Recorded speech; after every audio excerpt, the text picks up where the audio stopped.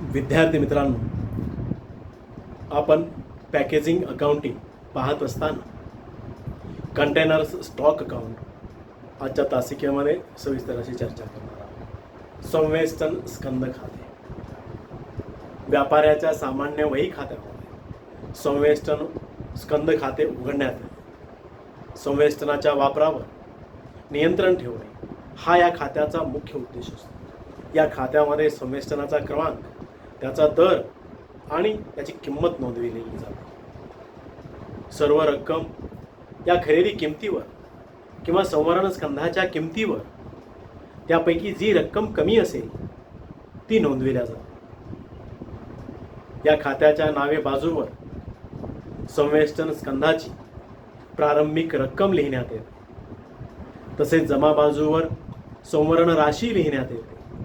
नावे बाजूवर वर्षभरात खरेदी करण्यात आलेल्या नवीन संवेष्टनाची राशी देखील लिहिण्यात येते. संवेष्टन मीन्स पॅकेजिंग कंटेनर्स. मग कंटेनर्स स्टॉक अकाउंट या खात्याच्या जमा बाजूवर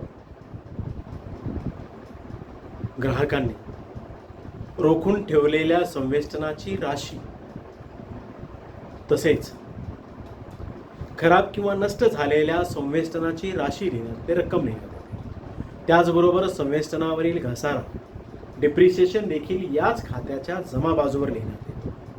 वर्षाच्या शेवटी या खात्याच्या राशीच्या रकमेच्या तसेच नगाच्या स्कंधाच्या त्या स्कंधाचे संतुलन केले जाते. या खात्यावरून पॅकिंगवरील नफा किंवा तोटा दर्शविला जात नाही, तर केवळ वर्षाच्या शेवटी संवेष्टनाची अंतिम शिल्लक राशी समजत असते.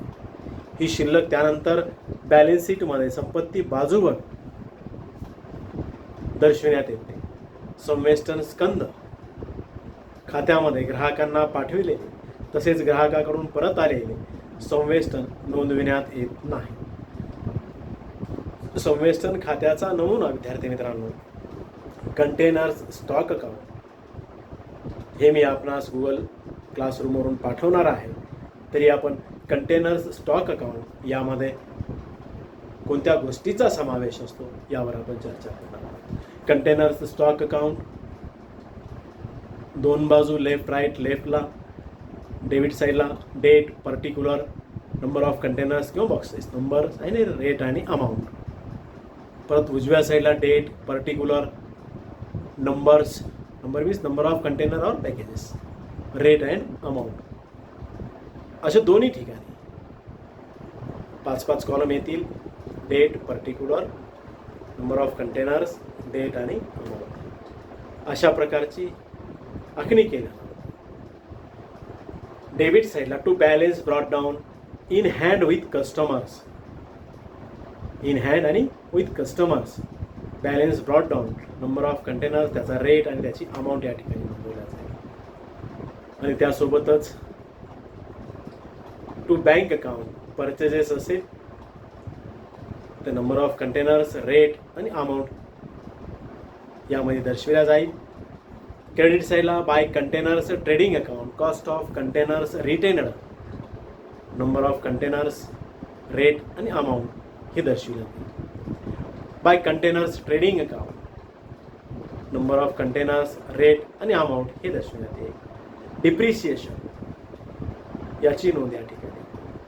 Bye balance carried down in hand new, number of containers, rate आणि अमाऊंट त्याची, विथ कस्टमर्स आणि ओल्ड हेही या ठिकाणी दर्शविण्यात येईल. मग अशा प्रकारे कंटेनर्स स्टॉक अकाउंट तयार केलं जातं. यासोबतच विद्यार्थी मित्रांनो, आज आपण कंटेनर्स ट्रेडिंग अकाउंट कशा पद्धतीनं केलं जातं यावरही चर्चा करणार आहोत. संवेष्टन व्यापार खाते कंटेनर्स ट्रेडिंग अकाउंट परत करण्यायोग्य संवेष्टनावरील प्रॉफिट और लॉसची गणना करण्यासाठी संवेष्टन व्यापार खाते हे सामान्यतः वही खात्यात उघडण्यात येते. हे वास्तविक खाते असून यामध्ये संवेष्टनाची एकूण संख्या, दर आणि एकूण किंमत नोंदविली जाते. या खात्याच्या नावे बाजूवर संवेष्टन स्कंध खात्यावरील ग्राहकांनी रोखून ठेवलेल्या संवेष्टनाची रक्कम, खराब झालेल्या संवेष्टनाची राशी, नष्ट झालेल्या संवेष्टनाची राशी मीन्स रक्कम आणि संवेष्टनावरील घसाऱ्याची रक्कम स्थानांतरित करण्यात येते. तसेच या खात्याच्या नावे बाजूवर संवेष्टनाच्या दुरुस्तीसाठी जर काही खर्च करण्यात आला असेल तर त्याची देखील नोंद या ठिकाणी करण्यात येते. मग या खात्याच्या जमा बाजूवर पाठविलेल्या संवेष्टनाच्या भाड्याची राशी, क्षेत्राची विक्री राशी आणि रोखून ठेवलेल्या परत येण्यायोग्य संवेष्टनाची किंमत लिहिण्यात येते. या खात्यावरील शिल्लक ही संवेष्टनावरील लाभ किंवा हानी दर्शविते. ही शिल्लक नफा तोटा खात्यावर स्थानांतरित करण्यात येते. मग विद्यार्थी मित्रांनो, हे कंटेनर्स ट्रेडिंग अकाउंट याचा नमुना, ज्याप्रमाणे आपण जनरल ट्रेडिंग अकाउंट तयार करतो त्याच पद्धतीचं हे ट्रेडिंग अकाउंट असतं. यामध्ये सुद्धा कंटेनर्स ट्रेडिंग अकाउंट याचं स्ट्रक्चर लिहित असताना कंटेनरचा स्टॉक असेल, काही त्याचं स्क्रॅप असेल, हायर चार्जेस असतील, कंटेनर्स डिपॉझिट असेल, सेल ऑफ स्क्रॅप असेल आणि प्रॉफिट अँड लॉस, या सर्व बाबीची नोंद या ठिकाणी केल्या जाते. यासोबतच संवेष्टन संग्राहक किंवा संदिग्ध किंवा तरतूद किंवा राखीव खाते, containers deposit account, container suspense account, containers provision account and container reserve account, ही सर्व एकच आहे, ज्याला आपण कंटेनर्स डिपॉझिट अकाउंट अशा पद्धतीने देतो. मग संवेष्टन संग्राहक खात्यामध्ये परत करण्यायोग्य संवेष्टनाची प्रारंभिक आणि शेवटची संग्राहक किंमत नोंदविण्यात येते. तसेच ग्राहकांना पाठविलेले संवेष्टन, त्यांनी परत केलेले किंवा रोखून ठेवलेले संवेष्टन देखील या खात्यामध्ये नोंदविले जातात. या खात्यावर नेहमीच जमा बाजूवर प्रारंभिक शिल्लक असते. ही राशी परत करण्यायोग्य संग्राहका एवढी असते. या खात्याच्या नावे बाजूवर ग्राहकाकडून परत आलेल्या संवेष्टनावरील जमा राशी लिहिली जाते. या खात्यावरील शिल्लक राशी ही परत करण्यायोग्य संवेष्टनावरील जमा राशी दर्शविते. ही राशी वर्षाच्या शेवटी बॅलन्स शीटमध्ये संवेष्टन ऋणको खात्यातून वजा केली जाते. मग अशा पद्धतीनं कंटेनर्स डिपॉझिट अकाउंट तयार करण्यात येतं. यासोबतच संवेष्टन ऋणको खाते, कंटेनर्स डेटार्स अकाउंट हेही या ठिकाणी तयार करण्यात येतं. ते तयार करत असताना एक कंटेनर्स डेटार्स अकाउंट हे एक वैयक्तिक खातं आहे. या खात्यावरून ग्राहकाजवळ परत येण्यायोग्य संवेष्टनाची शिल्लक राशी समजते. या खात्याला नावे बाजूवर वर्षभरामध्ये ग्राहकांना पाठविलेल्या संवेष्टनावरील जमा राशी आणि त्यावरील भाड्याची राशी लिहिण्यात येते. या खात्याच्या जमा बाजूवर ग्राहकाकडून परत आलेल्या संवेष्टनाच्या जमा राशीची नोंद केल्या जाते. तसेच ग्राहकांनी संवेष्टनासाठी केलेले शोधन या खात्यात नोंदविले जाते. या खात्यावरील शिल्लक राशी बॅलन्स शीटमध्ये दर्शविल्या जाते. मग अशा पद्धतीने कंटेनर्स डेटार्स अकाउंट तयार केलं जातं. त्याचं स्ट्रक्चरही मी गुगल क्लासरूमवर आपल्याला नोट्सच्या माध्यमातून पाठवणार आहे. मग याही ठिकाणी संवेष्टनाच्या जमा खर्चाच्या किर्द नोंदी करण्यात येतात. त्या किर्द नोंदी करण्यासाठी सुद्धा मी या जर्नल एंट्रीज आपल्यासमोर ठेवणार आहे. मग संवेष्टन खरेदी करण्यासाठी for purchases of containers containers stock account DR जी कॉस्ट प्राइस जी आहे त्या कॉस्ट प्राइसने container stock account DR to cash to bank to syndicators. यासोबतच दुसरी नोंद for containers sent out to customers, ग्राहकांना संवेष्टने पाठविल्याबद्दल. Containers debtors account DR, charge out प्राइसने. To hire charge account, hire charges जे काय भाडं आकारला असेल ते. आणि टू कंटेनर्स सस्पेन्स और डिपॉझिट अकाउंट, जे रिटर्नेबल प्राइस आहे ती या ठिकाणी. यासोबतच तिसरी नोंद, ग्राहकाकडून संवेष्टने परत आल्याबद्दल. For customers returned by customers, for containers returned by customers, ग्राहकाकडून संवेष्टने परत आल्याबद्दल आपण त्याची नोंद करतो. ती म्हणजे containers suspended account DR, returnable प्राइसने. आणि टू कंटेनर्स डेटार्स अकाउंट. मग यासोबतच for containers retained sold by customers, ग्राहकांनी रोखून ठेवलेल्या किंवा विकलेल्या संवेष्टनाबद्दल ती नोंद आपण करत असताना containers trading account DR, containers trading account DR म्हणजे जी काही कॉस्ट आहे और लोअर स्टॉक टेकिंग प्राइस या ठिकाणी.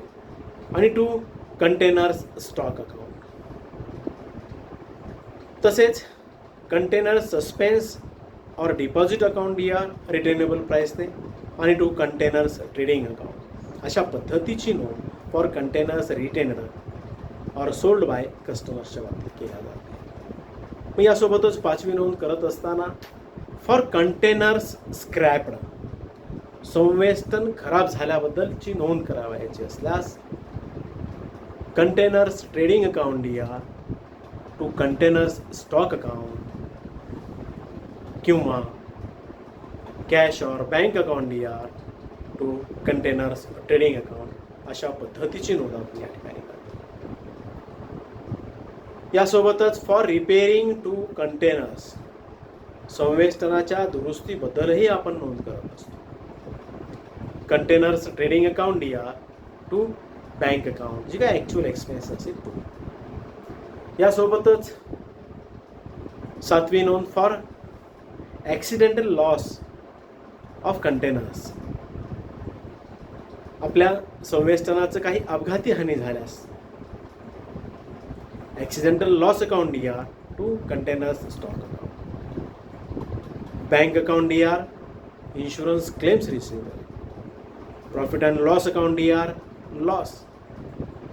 आणि to accidental loss containers stock account, अशा पद्धतीने याची नोंद करत असतो. यासोबतच फॉर डिप्रिसिएशन ऑन कंटेनर्स याची नोंद करत असतात. संवेष्टनावरील घसाऱ्याची नोंद करत असतात. Containers trading account DR to containers stock account, अशा पद्धतीने आपण याची नोंद करतो. आणि शेवटची नोंद ती म्हणजे for transfer of hire charges,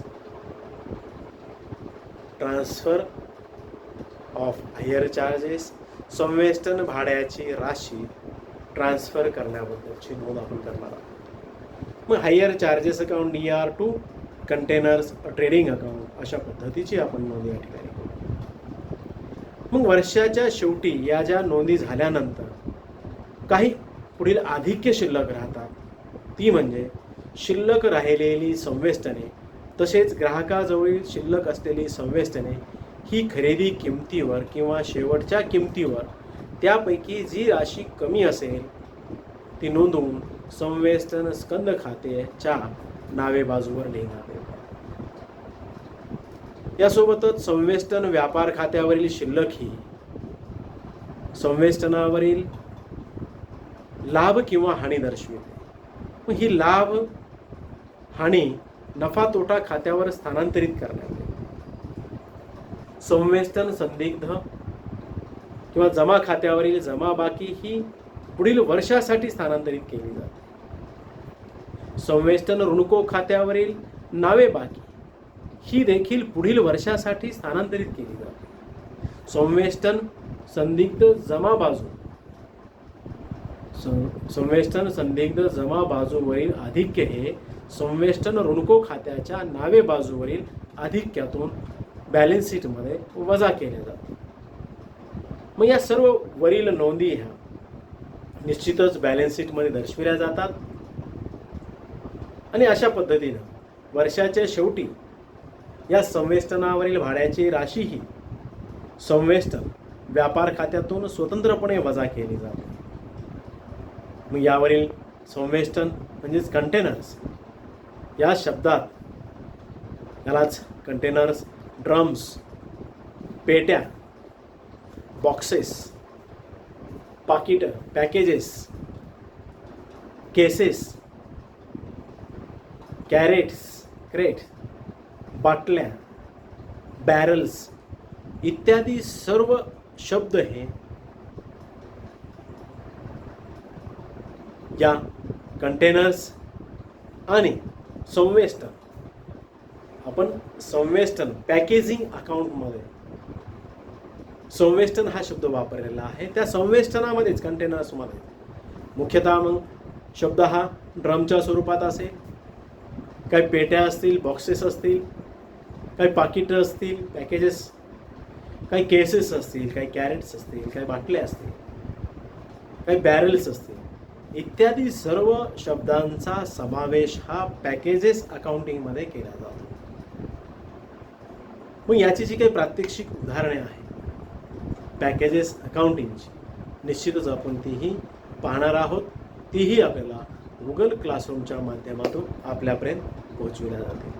तर विद्यार्थी मित्रांनो, यावरील पॅकेजेस अकाउंटिंगवरील दोन्ही लेक्चर्स आपण निश्चित चांगल्या पद्धतीने ऐकावीत, जेणेकरून आपल्याला यामध्ये MCQचा शोध घेता येईल, MCQचा अभ्यास करता येईल आणि थेरॉटिकल अभ्यास करत असताना संवेष्टन हा शब्द या ठिकाणी नेहमी वापरण्यात आलेला आहे. संवेष्टन मीन्स पॅकेजिंग, वस्तूच्या पॅकिंगकरिता वापरण्यात येणारं एनी मटेरियल. वस्तूची खरेदी ही विक्री वाढण्यासाठी त्याची पॅकिंग चांगल्या पद्धतीनं केल्या जाते. ही पॅकिंग बॉटलच्या स्वरूपात असेल, बॉक्सेसच्या स्वरूपात असेल, काही ड्रम्स असतील त्याच्या बाबतीत असेल.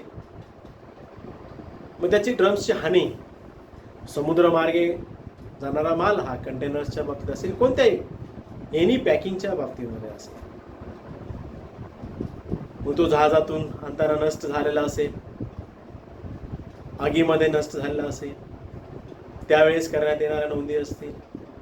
आपण या कंटेनर्सच्या बाबतीमध्ये, पॅकिंगच्या बाबतीमध्ये, संवेष्टनाच्या बाबतीमध्ये इत्यंभूत सर्व चोहो बाजूनी अभ्यास केलेला आहे.